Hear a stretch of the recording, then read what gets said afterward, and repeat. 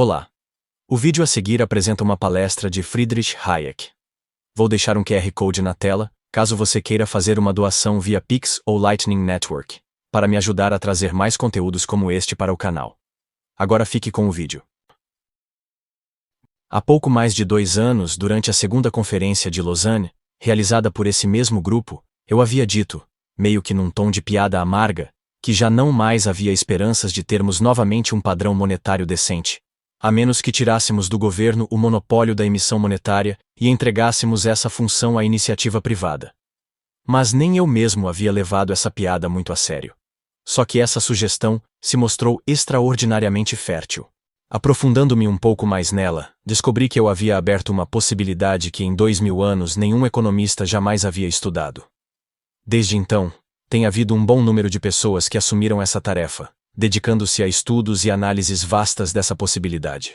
Como resultado, estou mais convencido do que nunca de que, se formos ter novamente uma moeda decente, esta não virá do governo, ela será emitida pela iniciativa privada, porque fornecer ao público um dinheiro bom, no qual ele pode confiar, e utilizar não apenas pode ser um negócio extremamente lucrativo, como também irá impor ao emissor uma disciplina à qual o governo nunca esteve e nunca poderá estar submetido. É um empreendimento no qual a livre concorrência pode se manter apenas se der ao público um dinheiro tão bom quanto seus competidores. Entretanto, para entendermos completamente essa questão, devemos nos livrar de uma crença já muito difundida, porém, completamente errada.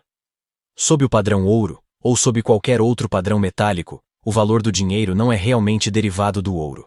O fato é que é a necessidade de se redimir em ouro, o dinheiro emitido que impõe aos emissores uma disciplina que os obriga a controlar adequadamente a quantidade de dinheiro emitida. Penso que seria bastante legítimo dizer que sob um padrão ouro, é a demanda por ouro para propósitos monetários que determina o valor do ouro, em oposição à crença comum de que é o valor que o ouro tem em suas outras aplicações que determina o valor do dinheiro. O padrão ouro é o único método já descoberto que impõe alguma disciplina sobre o governo. E o governo só irá se comportar sensatamente se for forçado a isso. Mas temo estar convencido de que a esperança de impor novamente ao governo essa disciplina já se foi. O público em geral foi adestrado a entender, e receio que toda uma geração de economistas ajudou nisso, que o governo tem o poder de, no curto prazo, aumentar rapidamente a quantidade de dinheiro para aliviar todos os tipos de mazelas econômicas, principalmente para reduzir o desemprego. Infelizmente, isso pode ser verdade apenas no curto prazo.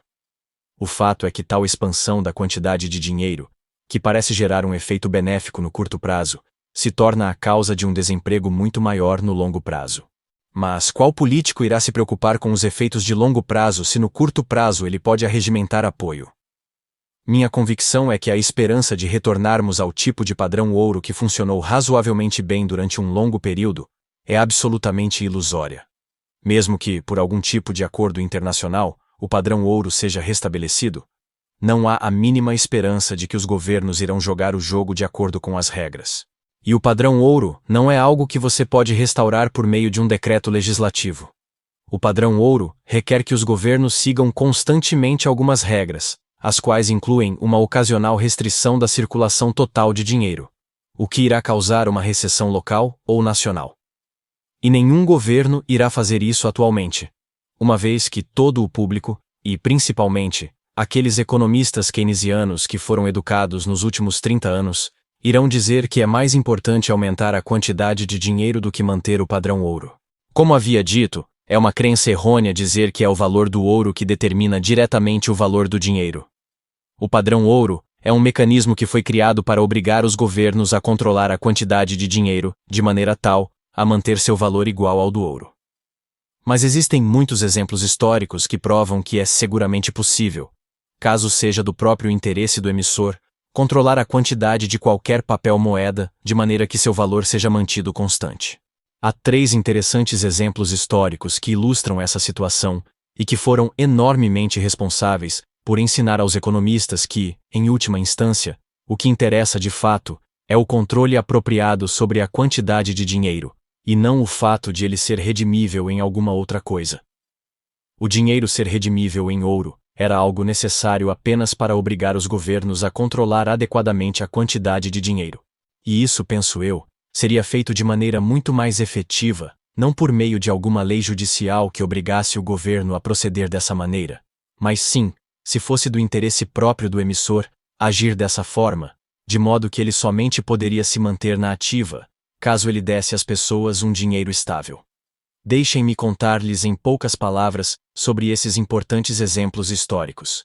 Devo mencionar que os dois primeiros não se referem diretamente ao padrão ouro como o conhecemos.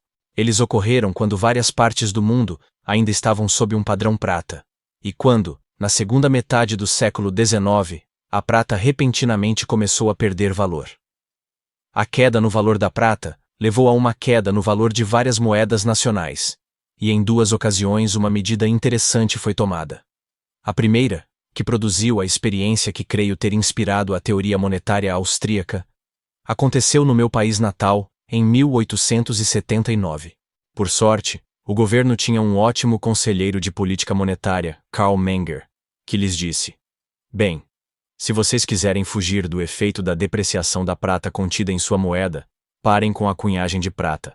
Parem de aumentar a quantidade de moedas de prata, e daí vocês verão que essas moedas de prata passarão a valer mais do que seu próprio conteúdo de prata. E foi isso que o governo austríaco fez, e o resultado foi exatamente o que Menger havia previsto. Daí começaram a falar sobre o florim austríaco, que então era a unidade de circulação. Passar a ser formado por cédulas impressas sobre a prata, já que as moedas em circulação continham em prata um valor muito menor do que o valor efetivo da moeda.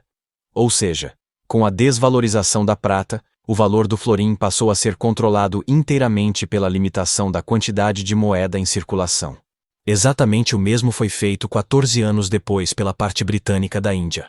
Lá, eles também estavam sob um padrão prata, e a depreciação da prata foi derrubando a rúpia seguidamente, até que o governo indiano decidiu parar com a cunhagem, e mais uma vez as moedas de prata começaram a valer bem mais do que o valor da prata contida nelas. Não obstante, não havia naquela época, tanto na Áustria quanto na Índia, qualquer expectativa de que essas moedas seriam, em última instância, redimidas em prata ou ouro a uma determinada taxa. A decisão quanto a isso só veio a ser tomada muito tempo depois. Porém, ambos os exemplos são uma demonstração perfeita de que mesmo um dinheiro metálico em circulação pode ter seu valor derivado do controle efetivo de sua quantidade, e não diretamente do seu conteúdo metálico. Meu terceiro exemplo é ainda mais interessante, ainda que o evento tenha sido mais efêmero, porque ele se refere diretamente ao ouro. Durante a Primeira Guerra Mundial, a grande inflação de papel-moeda ocorrida nos países beligerantes derrubou não apenas o valor dos papéis-moeda, como também o valor do ouro, uma vez que o ouro foi largamente substituído por papel-moeda, o que consequentemente fez diminuir sua demanda. Assim, o valor do ouro caiu, e os preços cotados em ouro dispararam por todo o mundo. E isso afetou até mesmo os países neutros. A Suécia, em particular, estava muito preocupada. Como ela havia aderido ao padrão ouro, ela foi inundada por ouro, advindo de todo o resto do mundo. Ouro esse que se moveu para a Suécia, justamente por ela ter mantido seu padrão ouro. E os preços na Suécia subiram quase tanto quanto os preços do resto do mundo. Entretanto, a Suécia, por sorte, também tinha um ou dois economistas muito bons à época, e eles repetiram o conselho que os economistas austríacos haviam dado em relação à prata na década de 1870. Parem com a cunhagem de ouro e o valor de suas atuais moedas de ouro irá subir acima do valor do ouro contido nas moedas. O governo sueco assim procedeu em 1916. E o que aconteceu foi exatamente o que os economistas haviam predito. O valor das moedas de ouro começou a flutuar acima do valor do ouro contido nelas. E a Suécia, pelo resto da guerra, escapou dos efeitos da inflação do ouro. Cito esses exemplos apenas como ilustração daquilo que, entre os economistas que de fato entendem sua área, é hoje um fato indubitável, a saber, o padrão ouro é um mecanismo parcialmente efetivo para obrigar os governos a controlar adequadamente a oferta monetária. E é o único mecanismo que tem sido toleravelmente efetivo para o caso de um monopolista que pode fazer o que quiser com o dinheiro. Fora esses dois objetivos, o ouro não é realmente necessário para assegurar uma boa unidade monetária. Creio ser inteiramente possível à iniciativa privada emitir um papel-moeda que seja capaz de convencer o público de que irá manter seu valor. Para isso, é necessário que tanto o emissor quanto o público entendam que a demanda por esse dinheiro Irá depender do fato de o emissor ser forçado a manter seu valor constante, porque se ele assim não o fizer, o público iria parar de utilizar seu dinheiro e mudaria para um concorrente. Desde que dei essa sugestão durante a Conferência de Lausanne, passei a trabalhar com mais afinco nessa ideia, e o resultado saiu num pequeno livro lançado ano passado, chamado Desestatização do Dinheiro. Desde então, minhas ideias se desenvolveram bastante. Tinha a esperança de poder trazer para essa conferência a segunda edição do livro, já bem maior, que a essa altura já deve ter sido publicada em Londres pelo Institute of Economic Affairs, mas que infelizmente ainda não chegou a esse país. Tudo o que tenho aqui comigo são algumas partes que foram adicionadas. Nessa segunda edição, cheguei a uma ou duas novas conclusões bastante interessantes, as quais não havia percebido antes. Durante o meu primeiro discurso dado há 2 anos, eu estava pensando apenas no efeito da seleção do emissor. Que somente aquelas instituições financeiras que controlassem o dinheiro emitido, dinheiro esse que seria aquele utilizado pelo público, que teria um valor estável e que seria uma unidade de cálculo efetiva para os registros contábeis, seriam preservadas. Porém, agora percebi que há uma situação muito mais complexa. Haverá, na realidade, 2 tipos de concorrência. Uma, que levará à escolha do padrão que virá a ser aceito generalizadamente. A outra, que levará à seleção das instituições particulares às quais serão confiadas a tarefa de emitir o dinheiro sob aquele padrão. Eu realmente creio que hoje, se todos os obstáculos legais que impedem a emissão privada de moedas de nomes distintos fossem removidos, todas as pessoas iriam, por causa de sua própria experiência, correr para a única coisa que elas conhecem e entendem, ou seja, elas começariam a utilizar o ouro. Porém, após algum tempo, esse mesmo fato levaria à dúvida sobre se o ouro é, para a finalidade do dinheiro, um bom padrão. O ouro acabaria se revelando, é verdade, um ótimo investimento, já que, como consequência do aumento de sua demanda, seu valor aumentaria muito. Porém, exatamente esse mesmo fato faria com que o ouro fosse muito inapropriado para ser utilizado como dinheiro. Você não vai querer contrair dívidas em termos de uma unidade monetária cujo valor sobe constantemente, como no caso do ouro. Assim, as pessoas começariam a procurar por algum outro tipo de dinheiro. E se elas fossem livres para escolher seu dinheiro, elas iriam preferir um padrão cujo poder de compra se mantivesse estável. Não terei tempo aqui para descrever em detalhes o que quero dizer com poder de compra estável. Porém, em termos sucintos, refiro-me a um tipo de dinheiro em termos do qual será igualmente possível que o preço de qualquer commodity escolhida ao acaso aumente ou diminua. Um padrão estável reduz a um mínimo o risco de mudanças imprevistas nos preços de algumas commodities. Pois sob tal padrão, é igualmente provável que qualquer commodity aumente ou diminua de preço. E os erros que as pessoas em geral irão cometer em suas antecipações dos preços futuros irão se cancelar mutuamente, uma vez que haverá erros tanto para as sobreestimações quanto para as subestimações. Se tal dinheiro fosse emitido por alguma instituição bem conceituada, o público provavelmente iria a princípio escolher definições diferentes do padrão a ser adotado, bem como diferentes tipos de índices de preços, em termos dos quais tal padrão será mensurado. Mas o processo de concorrência iria gradualmente ensinar, tanto os bancos emissores quanto o público, qual o tipo de dinheiro seria o mais vantajoso. O fato interessante é que o monopólio do governo na emissão monetária não apenas nos privou de termos um bom dinheiro, como também nos privou do único processo através do qual podemos descobrir o que seria um bom dinheiro. Nem mesmo sabemos quais as qualidades que queremos, pois nos 2000 anos que estivemos usando moedas metálicas e outros tipos de dinheiro, nunca nos foi dada a chance de fazer experimentos concorrenciais. Nunca nos foi dada a chance de descobrirmos qual seria o melhor tipo de dinheiro. Permitam-me nesse ponto fazer brevemente uma observação. Em minhas publicações e em minhas palestras, incluindo essa de hoje, tenho falado constantemente sobre o monopólio do governo sobre a emissão monetária. Entretanto, isso é apenas parcialmente verdade para a maioria dos países. Nós de fato demos ao governo, e por motivos razoavelmente bons, o direito exclusivo de emitir moedas de ouro. E após termos dado ao governo esse direito, creio ser igualmente compreensível também termos dado ao governo o controle sobre todo o dinheiro emitido sob uma dada denominação. Se o governo emite dólares, o fato de outras pessoas não terem a permissão de também emitir dólares é um arranjo perfeitamente sensato, mesmo que tal arranjo não tenha se mostrado benéfico, e eu não estou sugerindo que outras pessoas possam ter o direito de emitir dólares. Toda a discussão havida no passado sobre o sistema bancário livre era sobre essa ideia de que, não apenas o governo ou as instituições governamentais, mas também outras pessoas, deveriam ter a permissão de emitir cédulas de dólar.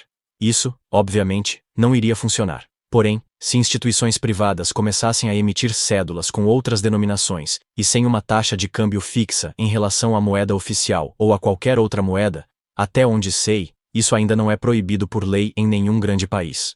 Creio que a razão por que isso ainda não foi tentado é que, como obviamente sabemos, se alguém tentasse isso, o governo iria colocar tantos obstáculos no caminho que o uso de tal dinheiro seria impraticável. Por exemplo, nos Estados Unidos, enquanto as dívidas em termos de qualquer outra moeda que não seja o dólar não puderem ser reforçadas em termos jurídicos, tal sistema é claramente impraticável. É claro que seria ridículo tentar emitir qualquer outro tipo de dinheiro se as pessoas não puderem fazer contratos em termos dele. Mas esse obstáculo em particular, felizmente, foi removido em muitos países, de modo que o caminho deverá estar livre para a emissão de moedas privadas. Se eu fosse o responsável pela política de qualquer um dos grandes bancos desse país, eu começaria a oferecer ao público empréstimos e contas correntes em uma unidade cujo valor eu prometesse manter estável em termos de algum índice definido. Não tenho dúvidas, e creio que a maioria dos economistas concorda comigo nesse quesito em particular, de que é tecnicamente possível controlar o valor de qualquer moeda que seja usada concorrencialmente com outras moedas, de modo a cumprir a promessa de manter seu valor estável. O ponto essencial é que nós teríamos pela primeira vez um sistema monetário no qual todo o empreendimento de se emitir dinheiro poderia ser mantido apenas se o emissor emitisse dinheiro de qualidade. Ele saberia que iria perder rapidamente seu negócio extremamente lucrativo caso houvesse rumores de que seu dinheiro esteja ameaçando se depreciar. Ele perderia mercado para um concorrente que oferecesse um dinheiro melhor. Como já disse antes, creio ser essa a nossa única esperança no momento atual. Não vejo a mínima perspectiva de que o governo, mesmo se estivesse sob o jugo estrito da lei, possa nos dar novamente um dinheiro bom. No momento atual, temos apenas uma escolha entre duas alternativas: continuar uma inflação monetária acelerada ou adotarmos uma ordem de mercado. Mas acho que a mais provável é uma alternativa ainda pior. O governo não vai parar de inflacionar a moeda, mas irá, como já tem feito, tentar suprimir todos os efeitos inevitáveis dessa inflação. Ele será levado pela inflação contínua a adotar um controle de preços, o que acabará levando a um comando sobre toda a economia. Portanto, agora não é apenas uma questão de nos dar um dinheiro melhor, sob o qual o sistema de mercado irá funcionar infinitamente melhor do que jamais funcionou antes, mas sim de impedir o gradual declínio em direção a um sistema totalitário e planejado, que surgirá, pelo menos nesse país, não porque alguém quer implantá-lo, mas como consequência inevitável do esforço direcionado à supressão dos efeitos da inflação que está ocorrendo. Gostaria de poder dizer que isso que eu proponho é um plano para um futuro distante, um plano que podemos esperar. Houve um comentarista do meu primeiro livreto, um homem muito inteligente, que disse: "Bom, há 300 anos ninguém acreditaria que o governo algum dia iria abrir mão de seu controle sobre a religião. Portanto, talvez daqui a 300 anos, poderemos ver o governo abrir mão de seu controle sobre o sistema monetário. Mas não temos todo esse tempo. Estamos agora flertando com a possibilidade de vivenciarmos o mais desagradável dos acontecimentos políticos, em grande parte resultado de uma política econômica que deixamos ir muito longe. Minha proposta não é, como gostaria que fosse, meramente um tipo de arranjo auxiliar. Um tipo de arranjo que pode ficar sendo trabalhado intelectualmente por um bom tempo, para ser implantado apenas quando o atual sistema entrar em completo colapso. Não é meramente um plano de emergência. Creio ser muito urgente se tornar rapidamente sabido por todos que não há justificativa alguma na história para a atual situação. Um monopólio governamental sobre a emissão de dinheiro. Tal monopólio nunca foi proposto sob o argumento de que o governo sempre nos daria um dinheiro melhor do que qualquer outra instituição. Desde que o privilégio de emitir dinheiro foi primeira e explicitamente apresentado como sendo uma prerrogativa da realeza, o monopólio sempre foi defendido ferrenhamente, porque o poder de emitir dinheiro era essencial para o financiamento do governo. Não com o intuito de nos dar um bom dinheiro, mas com o intuito de dar ao governo livre acesso à torneira, de onde ele pode tirar o dinheiro de que precisa simplesmente criando-o. E isso, senhoras e senhores, não é um método que nos dá a esperança de algum dia termos um bom dinheiro. Colocar o sistema monetário nas mãos de uma instituição que está protegida contra qualquer concorrência, que tem o poder de nos obrigar a aceitar seu dinheiro e que está sujeita a uma incessante pressão política, jamais irá nos dar novamente um bom dinheiro. Creio que devemos começar essa mudança o mais logo possível, e devemos ter a esperança de que alguns dos mais inteligentes e arrojados homens das finanças comecem rapidamente a experimentar tal modelo. O grande obstáculo é que tal empreendimento envolve mudanças tão grandes em toda a estrutura financeira que nenhum banqueiro veterano, que entende apenas do atual sistema bancário, pode de fato imaginar como que esse sistema proposto iria funcionar. E ele não iria ousar arriscar e fazer experiências com tal sistema. Creio que teremos de contar com alguns cérebros mais jovens e mais flexíveis para tomar essa iniciativa e mostrar que tal coisa pode ser feita. Com efeito, isso já está sendo tentado de uma forma limitada. Como resultado de minha publicação, tenho recebido, dos cantos mais inesperados, cartas de pequenas instituições bancárias dizendo que estão tentando emitir contas correntes lastreadas em ouro e em prata, e que há um considerável interesse por essa iniciativa. Receio que eles terão de ir mais além, pelas razões que esbocei no início. No decorrer dessa revolução do nosso sistema monetário, os valores dos metais preciosos, incluindo o valor do ouro, irão flutuar bastante, geralmente para cima. Portanto, aqueles de vocês que estão interessados nisso do ponto de vista do investidor, não precisam se preocupar. Mas aqueles de vocês que estão interessados principalmente em um bom sistema monetário, devem manter a esperança de que, em um futuro não muito distante, iremos encontrar, generalizadamente aplicado, um outro sistema de controle da circulação monetária, outro que não seja um dinheiro redimível em ouro.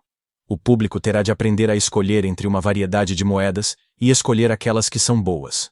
Se começarmos logo com isso, poderemos de fato atingir uma posição na qual finalmente o capitalismo estará numa posição de prover a si próprio o dinheiro do qual precisa para funcionar adequadamente, algo que sempre lhe foi negado. Desde o desenvolvimento do capitalismo, nunca lhe foi permitido produzir para si próprio o dinheiro de que precisa. E se eu tivesse mais tempo, poderia mostrar para vocês como que toda essa estrutura maluca que temos como resultado, esse monopólio que foi originalmente concebido apenas para a emissão de moeda ouro, é enormemente responsável pelas grandes flutuações no crédito, pelas grandes flutuações na atividade econômica e, em última instância, pelas recorrentes depressões. Creio que se aos capitalistas fosse permitido proverem a si próprios o dinheiro de que precisam, o sistema de concorrência já teria há muito acabado com as grandes flutuações da atividade econômica e com os prolongados períodos de depressão. Na presente situação, a política monetária oficial nos levou a uma situação que produziu tantas más alocações de recursos, que não devemos esperar por nenhuma solução rápida que nos livre dos atuais problemas, mesmo que adotássemos um novo sistema monetário. Bom, esse foi o vídeo de hoje. Se você quiser ajudar o canal, pode fazer uma doação através deste QR Code, via Pix ou Lightning Network, para me ajudar a trazer mais vídeos como este. Até o próximo vídeo.